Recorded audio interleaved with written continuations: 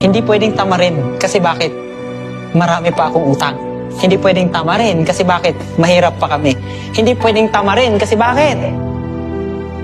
Hindi ko pa nakukuha yung pangarap ko. Para sa sarili ko, para sa pamilya ko. Hindi pwedeng tamarin.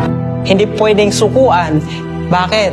Kasi kahit papano, si mama, si papa, naapa sa uma. Hindi pwedeng tamarin, it is because kahit papano, yung bawat pangarap na meron kayo, hindi nyo pa nakukuha.